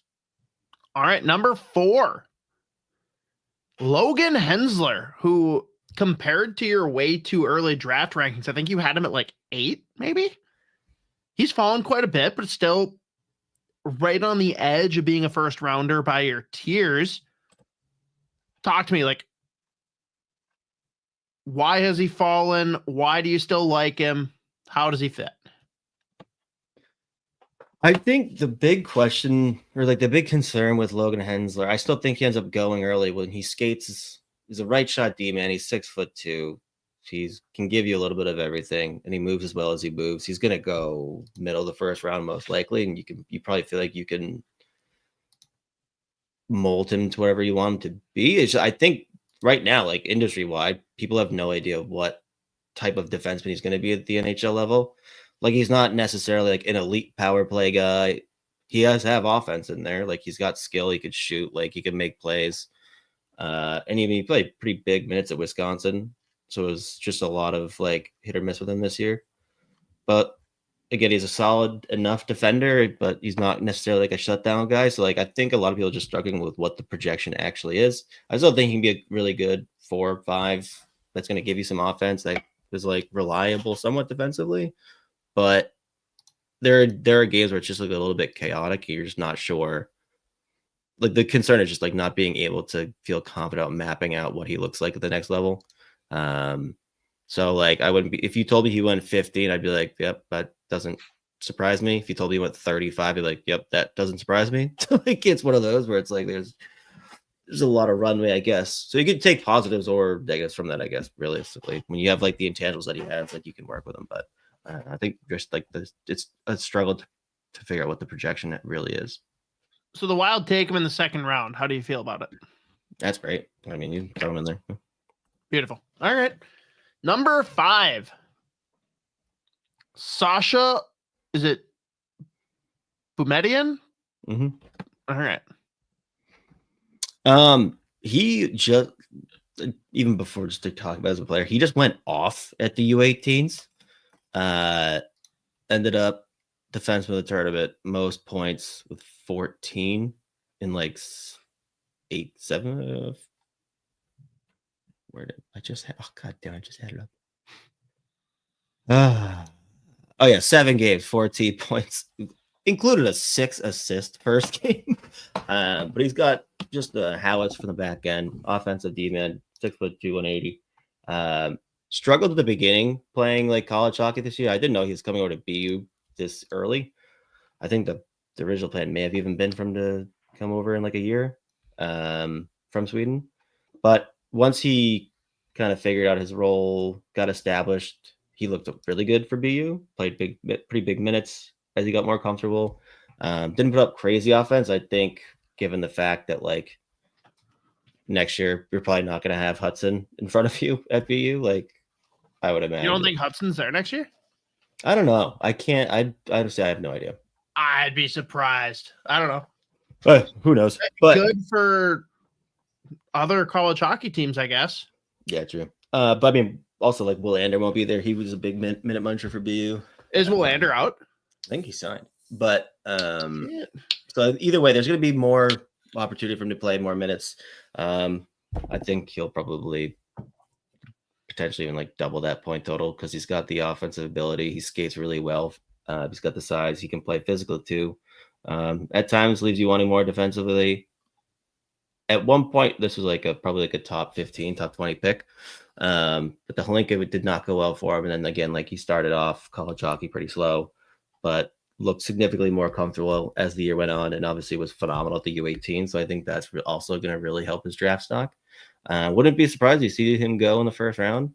I'd probably feel comfortable like early second more than anything else. But again, like when you got a kid that moves as well as he moves at his size, when you see him be physical at times and like he's got the offensive pop, that's always going to be an intriguing player, and like one that you can take later potentially in the first round or early second where you feel like there's a pretty decent ceiling, especially in this draft where that tails off pretty quick. But he could potentially looks like a guy that could potentially be like a 4. There we go. Number 6, Vaclav Nestrasil. It's like a Vaclav Prospol, but then it's like some kind of cold medication. I don't know where else to go with it. Run with it. We playing out of is he Muskegon? So he's playing right now. You got him tier 35 to 45. What do people need to know? Another guy started the season super slow. But I mean, well, first of all, he is just a massive human being. I think like his official, I can't remember if it was The Athletic that put up a profile on him. It's like the height's like 6 feet 5 inches, 0.75 or whatever. He's basically a 6'6" dude, but big kid. Obviously, he moves okay. Actually, he moves well enough. But started the season off super slow. I think he had like 8 points first 20 games or so, and then finished like just under a point per game in the last 40. Like the numbers don't necessarily jump off the page, but like he scored some big goals and big time moments. He's a solid playmaker as well. Physical, hits everything that moves. Very fun to watch. But a lot of big moments for Muskegon in the playoffs down the stretch of the regular season. But yeah, I think he might. I think EP actually had him right around 2024 or something like that. I think as he like fills out too, like he's still, for a guy that's 6'5", 6'6", like 190 is pretty light. I think as he fills out and adjusts to his frame, like there's a potential like super high ceiling in there. But he's got some skill. He's got a good shot, capable of making plays. Very, very fun player. He gives you a little bit of everything offensively. But I would imagine NHL teams just look at him in some of the big moments he's had this year and take him potentially in that first round. I'd probably feel more comfortable around like 40, 45. But big kid, skates pretty well for his size. Very smart player. Gives you a little bit of everything offensively. Seems like a middle 6 guy that can contribute some decent points. No back issues? Not that I know of. Okay, that's good. All right. That's good. All right. Moving on to number 7, Ivan Ryabkin, who I was actually a little surprised to see here. I know you were pretty down on him for a while. Talk about what we've seen since he came over to the USHL. There are a million different outcomes for this. Actually, no, there's not. There's 2. It's either he's going to be great or he's just not going to play in the NHL. Like, he is insanely skilled. His numbers, he broke Michkov's draft -1 scoring record in the MHL. And he also in the draft -2 over in Russia, he put up numbers similar to Demidov. And then this year starts off first couple games pretty well, earns a call up to the VHL and the KHL, plays essentially 0 minutes. Then he goes back down to the MHL, the U20 in Russia, and did nothing. He's getting like healthy scratched. Big issue with discipline. Some have described him as like he's super nice, but he also just like this uncoachable almost, where he's just like some of the penalties he's taken. I think in his first USHL game, he got kicked out for a slew foot, like super undisciplined. I think in 27 game, was it how many did he play in the regular season?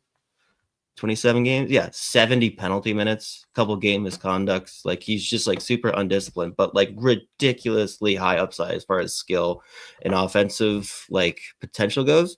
It's through the roof. Again, this is a guy coming into the year. We were consensus top 10. Elite shot, really, really good playmaker, reads offense, like incredible reading of it's for like offensive IQ when he's not killing people and taking down penalties. He's just there's a ton of upside. It's just like can he do it? Like can he like not be a lunatic? But he's just like 100%. I don't know. We have like one of the guys at Smart Scouting. He works in the USHL, and he's just like, again, he's a fascinating hockey player. He's just like one of the most skilled guys anyone's ever seen. And it's not that he's a bad guy. It's just like he's like a child. Like we don't. It's like crazy. Like the coaches are going nuts. But I mean, 19 goals in 27 games, but the 70 penalty minutes is just what stands out. But Muskegon just won the Clark Cup, so now got that under his belt. Put up some decent numbers in the playoffs as well. Let me pull up the actual. Why is that frozen? Yeah, 60 points in 14 playoff games, 30 penalty minutes. So we hit exactly 100 PIMs between the regular season and the playoffs this year. But a lot of dumb penalties, discipline issues. But again, can score goals, can make plays, decent skater. And like, I mean, the when he does put up points, it's like highlight reel film stuff. So he's a very fun player, super undisciplined. So you probably are going to be very nervous if you take him in the first round. If you have like one first round pick, you like hope you're like potentially never going to see him play, but you're hoping obviously he hits and can figure out the discipline issues because it's bad. Speaking of highlight reel film stuff for Russians, anyone that hasn't already, check out Danila Yurov highlight package from this season. Great work from Z. And have to note, in the middle of this segment, repeat, baby. Stay frosty. Minnesota, back-to-back champs. Hey. In the PWHL. I have nothing else to say on that. Minnesota will dominate women's professional sports forever. And men's teams will continue to make us very, very sad. It's unfortunate, but awesome for the girls. Go Frost, even though I wish that you were the Purple Rain. Fair. Number 8. Riker Lee. Sick jersey, by the way. Damn. Massive Capitals. All right. Z, what do we need to know here? Center / right wing. So we probably should start with, is this guy going to be a center or is he going to be a wing? I think he'll probably be a wing. Okay. But Riker Lee, he's awesome. 6 foot, 180 pounds, headed to Michigan State. Isn't everyone? Yeah, pretty much. Had a ridiculous year in the USHL this year. All rookie team, all-star, USHL rookie of the year, 68 points in 58 games. He's just like super fun to watch, like super quick hands, super creative with the puck, can score goals, can make plays, can play again, plays splits time between center and wing, probably projects more like a wing in the NHL. Teammates call him the Wizard, by the way. Fun fact. But he's just super, super high upside as far as just like the talent goes. And I think this is a kid that you can get on day 2 where there's only so many players who look like someone who could have potentially like top 6 upside in the future down the line if all things go well. Love that he's headed to Michigan State. Off the puck, he's gonna have some issues there as he continues to grow. But like this is just like a name that if you pick him up on day 2, you're probably very excited. I love watching him play. But just a beast this year, the USHL, obviously rookie of the year. Super high upside. See, he was also phenomenal at Shattuck, by the way. Put up crazy numbers there a couple years ago. We like that.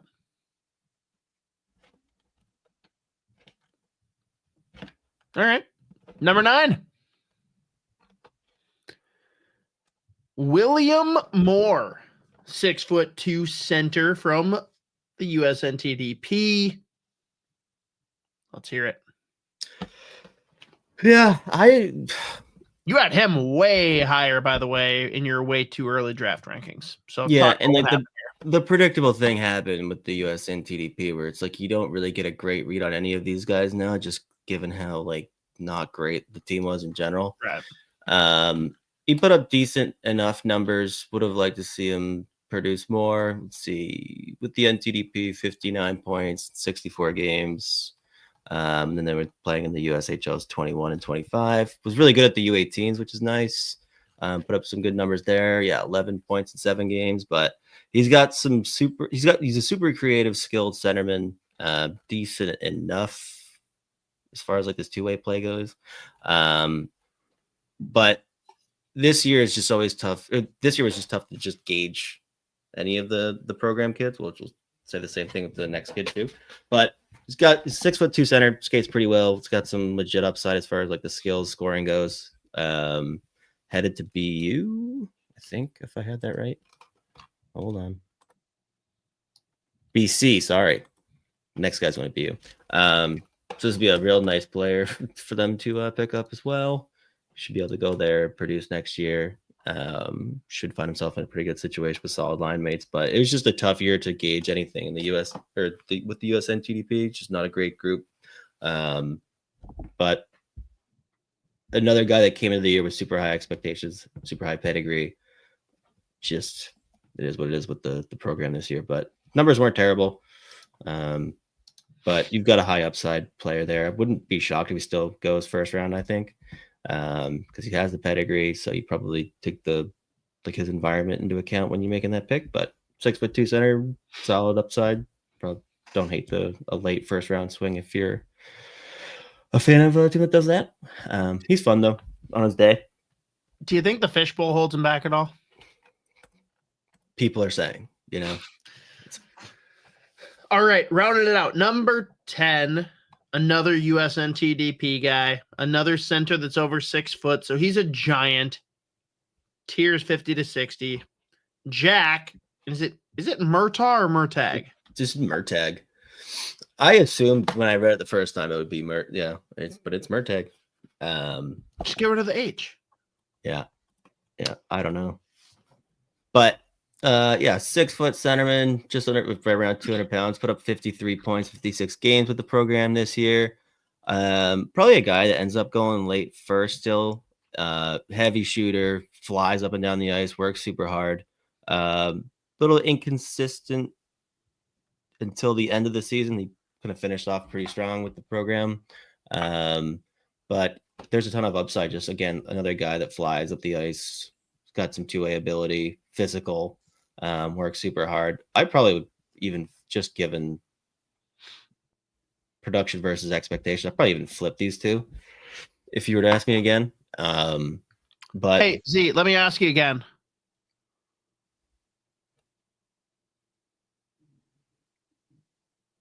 Who are your 9 and 10? What? Who are your 9 and 10? William Moore, Jack Murtag. Yeah. In what order? The one I sent over was Moore and then Murtag, and then You said if I asked you again, so I asked you again. Okay, I'd probably flip them. I don't know. I believe that there's more. Like I could see, like William Moore, I could see either like being solid or just never playing. Murtag, I think, just ends up finding his way to be a solid NHLer. Like he has some top 6 upside. Like he can really pound a fucking puck too. He can score goals.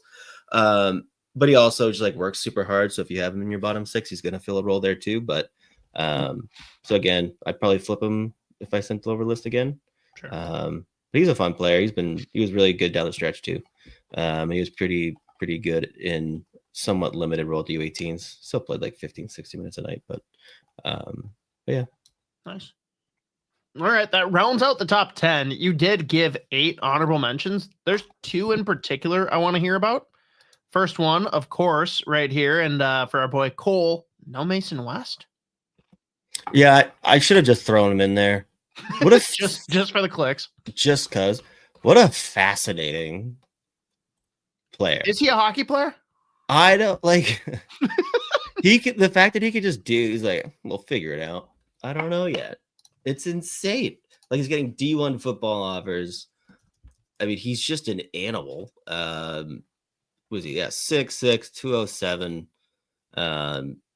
Put up 49 points at Edina this year. Then goes over to the USHL, 9 points in 10 regular season games. He only gets a couple playoff games, but like he's getting D1 football offers. He's a freak athlete. Like he's awesome. Like the fact that he has this range of like this amount of opportunities, like, I don't know. I don't know what I feel like doing. I think I'm going to be a lawyer. I think he's better. I'm pretty sure he's better at hockey than his football, but like he's still getting D1 football offers. That's insane for a kid that's like this good. I would imagine he still gets drafted second round unless he's like telling teams I feel like playing football. But I would assume he goes late second. Who knows? Potentially even early second, just given the fact that he's a right shot that's 6'6", is automatically he's gonna have everyone fired up. But he is awesome to watch. He's very fun. What a freak athlete. Nice. The other one I have to ask about, just because you had him ranked so high in the way too early draft rankings. And again, that's why we do it, because we know so much is going to change throughout the draft year. Charlie Trethewey, what happened? Again, like range of outcomes for him. Wasn't really impressed with a lot of his play this year at the program. I don't know. I just like don't feel super comfortable like taking him early, just given the fact that like there are plenty of showings he had where it's just like I don't know if he can play. Like, yeah, but it's, in theory, it's like a physical 2A D-man that's going to put up some offense. I think he had 20 points this year in 60 games. Same time, he's a 6'2" right shot defenseman, so like that is physical. So like, I mean, teams are going to love that. Who knows? Potentially, still ends up going the first round. There's a like. People have him all over. Like there, I've seen some people have him late teens. I've seen some have him like late second round. I think again, just like wasn't a great year all around. Really tough to gauge the program as is, but I mean, the fact that 20 points, 60 games, and then just 1 point in 7 games at the U18s, you're probably not like super comfortable with the projection. But I mean, every once in a while, he does have flashes where you see it, but I don't know.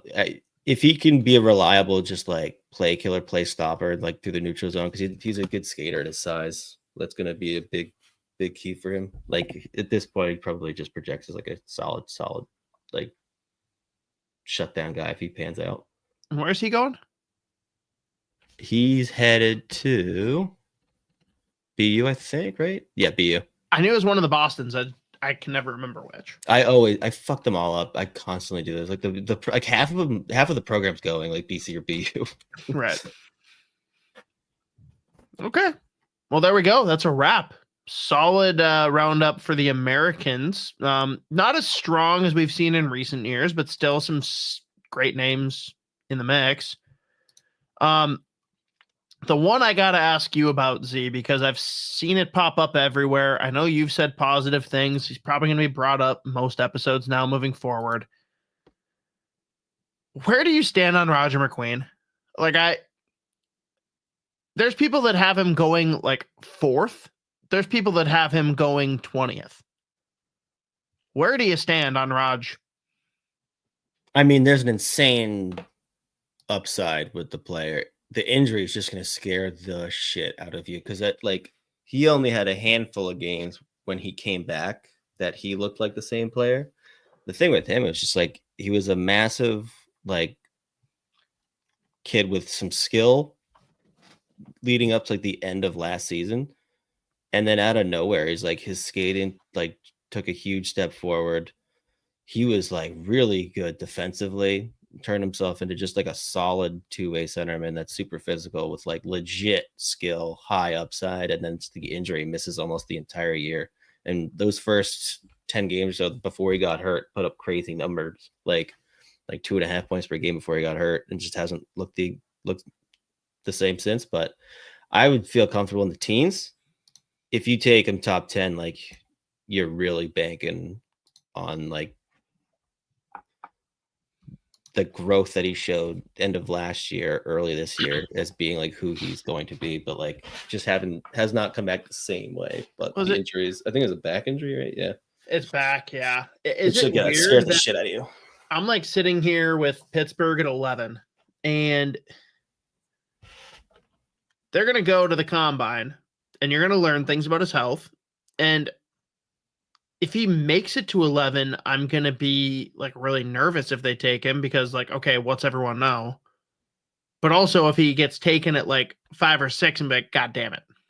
Like, I'm just like broken at this point. I mean, I'm going to be unhappy no matter what.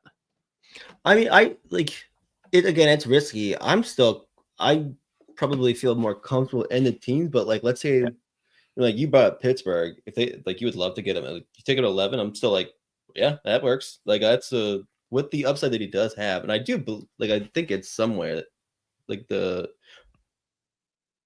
think he's closer to what he was before he got hurt, obviously, than even at the end of the year. There's a couple of really solid showings that he did have, which like hit or miss. But I don't know. Like even if the Bruins took him at 7, I'd be like, you know what? I don't hate that at all. Like I think he is legit. Like it's just like he missed so much time, and the back injuries are always going to scare you. But especially after Lindstrom, right? Even though he's come back looking ridiculously good, so. There you go. Draft Raj. All right. I think that wraps it. Just over 2 hours. Anything you want to wrap on, Z, or? No, I got to pull up the I was just assuming that Florida was going to be winning by 800 goals by now. Still 0-0 halfway through the first. Boy, that's serious. But yeah, no, I don't know. I got nothing else. Stay frosty. Nailed it. That's